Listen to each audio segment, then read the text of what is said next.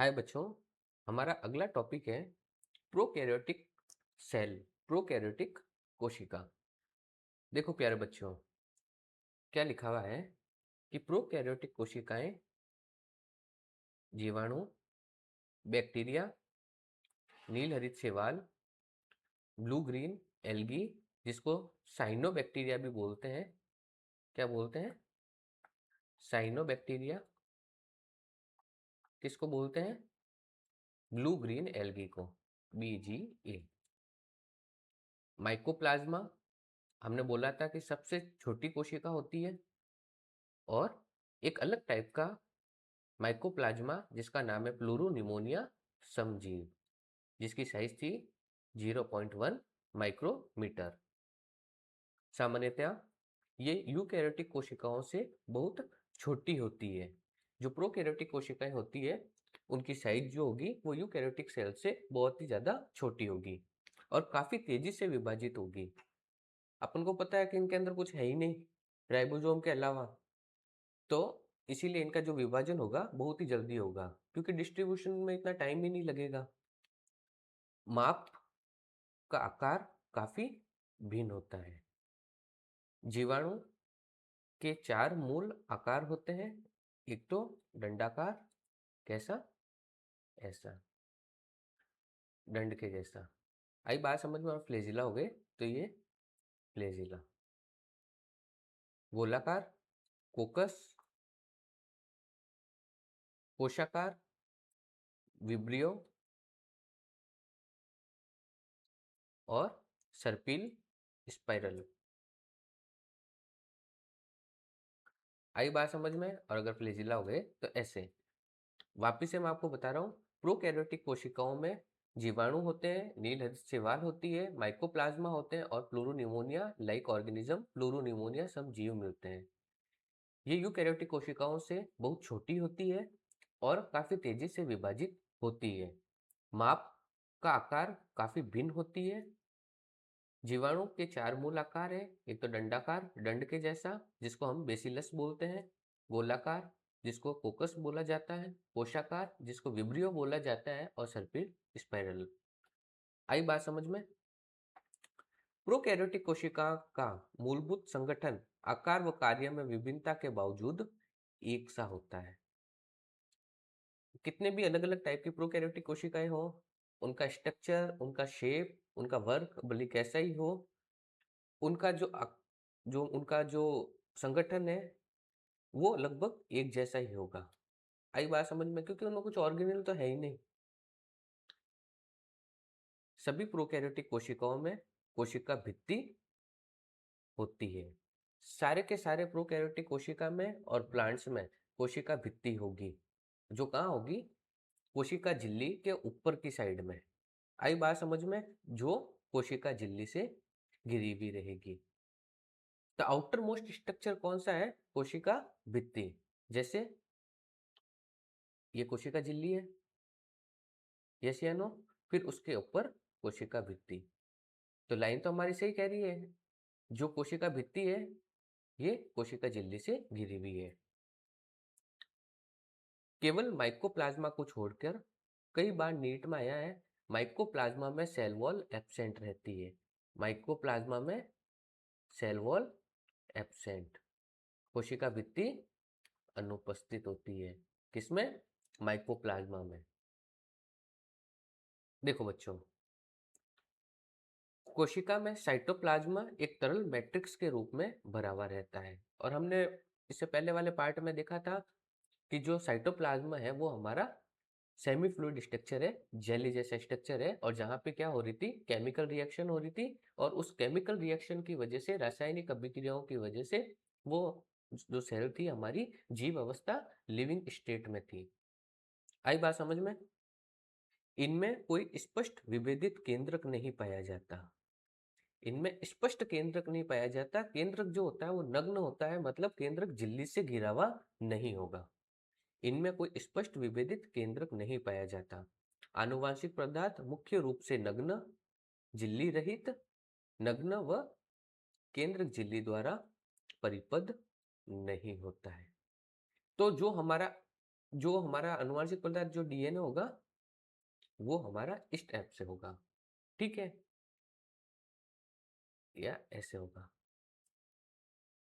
Genomic DNA के अतिरिक्त, तो ये हमारा मेन हो गया, ये जीनोमिक डीएनए हो गया। ये मैं बैक्टीरिया की बात करूं तो ये हमारा मेन जो डीएनए है वो हो गया, ठीक है, नग्न झिल्ली से घिरा हुआ नहीं। जीनोमिक, तो इसको हम जीनोमिक डीएनए बोलते हैं क्योंकि इसके पास जीन होते हैं, जीनोमिक डीएनए। तो जीनोमिक डीएनए के अतिरिक्त, इसके अतिरिक्त एकल सूत्रीय वृत्ताकार डीएनए होता है, ये जिसको हम क्या बोलते हैं, प्लाज्मिड। क्या बोलते हैं, प्लाज्मिड। क्या लिखा हुआ है, जीनोमिक डीएनए के अतिरिक्त, ये जीनोमिक डीएनए ये वाला एकल गुणसूत्र, एक गुणसूत्र, ठीक है। प्लाज्मिड में क्या होगा, एक गुणसूत्र होगा, गोलाकार, राउंड डीएनए, जीवाणु के सूक्ष्म डीएनए वृत्त जीनोमिक डीएनए के बाहर पाया जाता है। तो ये हमारा जीनोमिक डीएनए, इसके बाद ये हमारा एक अलग टाइप का डीएनए है जिसका क्या नाम है, इन डीएनए वृत्त को प्लाज्मिड कहते हैं। यस या नो। ये प्लाज्मिड डीएनए जीवाणुओं में विशिष्ट समलक्षणों को बताते हैं। ये जीवाणु के विशिष्ट समलक्षण को बता रहा है। उनमें से इसका एक लक्षण है कि ये प्रतिजीवी के प्रतिरोधी होते हैं।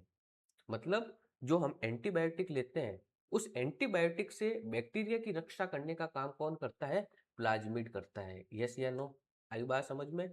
जो हम एंटीबायोटिक लेते हैं, जैसे हमको बैक्टीरियल इन्फेक्शन हो गया, ठीक है, हमको बैक्टीरियल इन्फेक्शन हो गया तो हमने एंटीबायोटिक खाई, तो एंटीबायोटिक का काम क्या है, बैक्टीरिया को मार देना।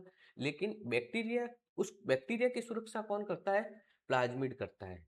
ये प्लाज्मिड डीएनए जीवाणुओं में विशिष्ट समलक्षणों को बताते हैं और उनमें से एक प्रतिजीवी के प्रतिरोधी होते हैं। यस या नो। प्रतिजीवी का मतलब एंटीबायोटिक के प्रतिरोधी एंटीबायोटिक के अगेंस्ट होते हैं, मतलब उस बैक्टीरिया को मरने नहीं देते हैं। आई बात समझ में। आप उच्च कक्षाओं में पढ़ेंगे, कहाँ पे, 12वीं में, कहाँ पे, जेनेटिक इंजीनियरिंग में, अनुवांशिक अभियांत्रिकी। प्लाज्मिड डीएनए वृत्त जीवाणु का बाहरी डीएनए के साथ रूपांतरण के प्रबोधन हेतु उपयोगी है। किसमें उपयोगी है, अनुवांशिक अभियांत्रिकी में। क्या करते हैं, ये हमारा बाहरी डीएनए है, जो हमारा डीएनए है, क्या लिखा हुआ है, प्लाज्मिड डीएनए वृत्त जीवाणु का बाहरी डीएनए के साथ रूपांतरित, ये हमारा डीएनए है, ये हमारा प्लाज्मिड है। सही बात है। इसको यहाँ से काट दिया, इसको यहाँ से काट दिया, इसको यहाँ पे इंसर्ट कर दिया, फिर इसका यूज हम करते हैं जेनेटिक इंजीनियरिंग में। यस या नो। तो अभी इस पैराग्राफ के अकॉर्डिंग प्लाज्मिड के दो लक्षण हो गए। पहला कौन सा, एंटीबायोटिक से सुरक्षा करना, और दूसरा जेनेटिक इंजीनियरिंग में अनुवांशिक अभियांत्रिकी के, अभियांत्रिकी। आई बात समझ में। इंग्लिश में बोलते हैं जेनेटिक इंजीनियरिंग। यस या नो। आगे वाली लाइन क्या लिखी हुई है, केंद्रक झिल्ली यूकैरियोटिकों में पाई जाती है। सही बात है, वहां पे तो नग्न नहीं हो रहा था, नेकेड नहीं हो रहा था।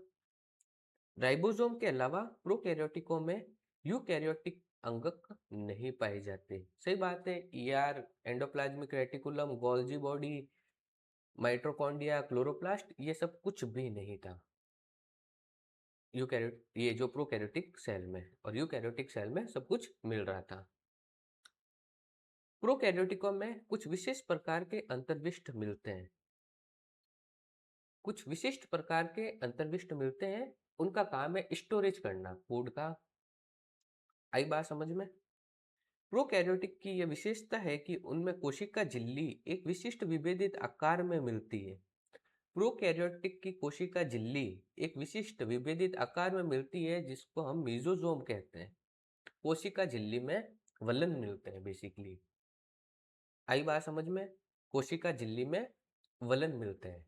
हमारे में माइटोकॉन्ड्रिया मिलता है जो कि एनर्जी बनाने का काम करता है। बैक्टीरिया में एनर्जी कौन बनाएगा, तो बैक्टीरिया में क्या होता है कि कोशिका झिल्ली में वलन होते हैं, उस वलन में इलेक्ट्रॉन ट्रांसपोर्ट सिस्टम होता है। और हमारे, मैं आपको आगे बता दूंगा, अभी खाली आपको याद रखने की जरूरत है, हमारे में एनर्जी का प्रोडक्शन कौन करता है? माइटोकॉन्ड्रिया करता है, क्योंकि माइटोकॉन्ड्रिया की इनर मेम्ब्रेन में, माइटोकॉन्ड्रिया की आंतरिक झिल्ली में इलेक्ट्रॉन ट्रांसपोर्ट सिस्टम होते हैं। तो बैक्टीरिया को भी चलने घूमने के लिए एनर्जी चाहिए होगी, तो उसमें इलेक्ट्रॉन ट्रांसपोर्ट सिस्टम कहाँ पे होते हैं? प्लाज्मा झिल्ली में। तो क्या होता है कि प्लाज्मा झिल्ली है ये, देखो ये प्लाज्मा झिल्ली है। इस प्लाज्मा झिल्ली में वलन बन जाते हैं ऐसे। आई बात समझ में? इस वलन के ऊपर इलेक्ट्रॉन ट्रांसपोर्ट सिस्टम होते हैं, जिसे एनर्जी का प्रोडक्शन होता है। यस या नो? एटीपी का प्रोडक्शन होता है। क्या लिखा हुआ है? प्रोकैरियोटिक की यह विशेषता है कि उनमें कोशिका झिल्ली एक विशिष्ट विभेदित आकार में मिलती है, जिसे मेसोसोम कहते हैं। ये तत्व कोशिका झिल्ली के अंतर्वलन से बनते हैं, फोल्ड से बनते हैं। आई बात समझ में? तो अगर हम बात करें कि यूकैरियोटिक कोशिका में जो माइटोकॉन्ड्रिया है उसका होमोलोगस कौन है प्रोकैरियोटिक कोशिका में? मेसोसोम। कई बार क्वेश्चन आ चुका है। आई या नहीं बात समझ में? अगर मैं बात करूं यूकैरियोटिक कोशिका में माइटोकॉन्ड्रिया है, तो प्रोकैरियोटिक कोशिका में माइटोकॉन्ड्रिया का होमोलोगस माइटोकॉन्ड्रिया के जैसा ही कौन सा अंगक तो बोल नहीं सकते हैं क्योंकि इसमें होते ही नहीं है, तो उसमें कौन सा स्ट्रक्चर है, उसमें कौन सी संरचना है? वो मेसोसोम है। क्योंकि एनर्जी प्रोडक्शन का काम कौन करेगा? मेसोसोम करेगा, क्योंकि मेसोसोम जो जो बैक्टीरिया की जो प्लाज्मा झिल्ली होती है उसमें इलेक्ट्रॉन ट्रांसपोर्ट सिस्टम मिलते हैं। यस या नो? आई बात समझ में बच्चों? देखो ये एक बैक्टीरिया का स्ट्रक्चर है, ये सबसे ये सबसे ये प्लाज्मा मेम्ब्रेन, प्लाज्मा मेम्ब्रेन के बाहर सेल वॉल, कोशिका भित्ति,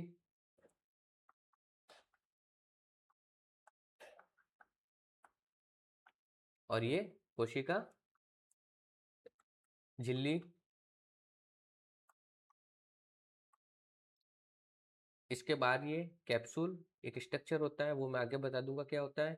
ये कोशिका झिल्ली में वलन, मेसोसोम। आई बात समझ में? ये वाला पूरा साइटोप्लाज्म, कोशिका द्रव्य।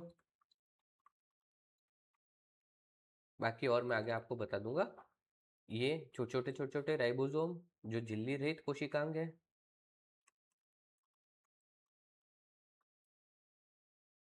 इंक्लूजन बॉडीज, अंतर्विष्ट,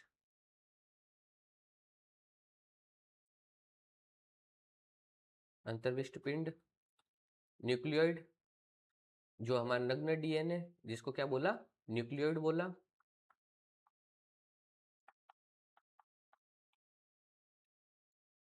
जीनोमिक डीएनए ये वाला, जीनोमिक डीएनए के बाहर एक वृत्ताकार plasmid,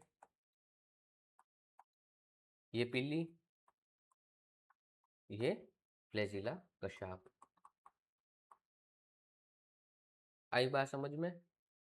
cell wall, plasma membrane, cytoplasm, ribosome, अंतर्विष्ट पिंड, न्यूक्लियोइड, नग्न डीएनए, प्लाज्मा झिल्ली के वलन से क्या बनता है? मेसोसोम, प्लाज्मिड, जीनोमिक डीएनए के बाहर ये स्ट्रक्चर जो होता है पीली, ये होता है फ्लैजिलम कशाप। आई क्या नहीं आई बात समझ में बच्चों? बाकी हम नेक्स्ट पार्ट में करते हैं, ठीक है।